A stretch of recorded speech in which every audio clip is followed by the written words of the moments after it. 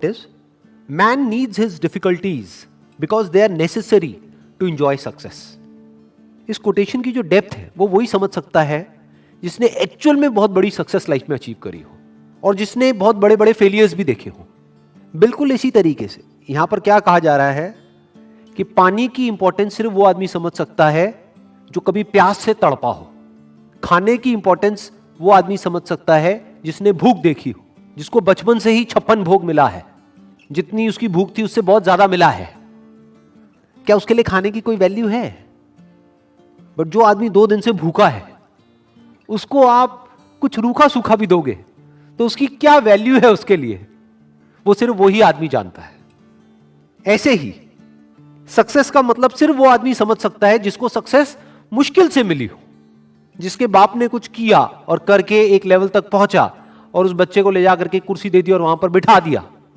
वो कभी नहीं समझ सकता कि सक्सेस का मतलब क्या है।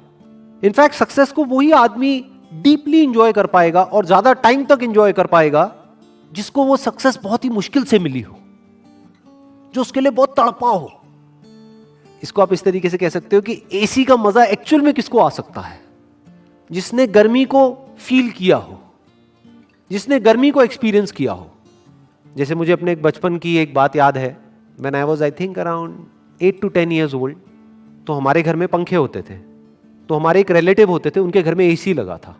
उस वक्त एसी बहुत कम घरों में होता था, आज तो कॉमन हो गया है। मुझे अभी भी एग्जैक्ट याद है वो फीलिंग, जब मैं उनके घर जाता था तो वो जो एसी वाला कमरा था, जैसे ही उसका गेट खोलता था और वो हवा पड़ती थी, ये अंदर थोड़ी देर के लिए बैठने को मिल जाता था, तो क्या फीलिंग आती थी वो मैं ही जानता हूं।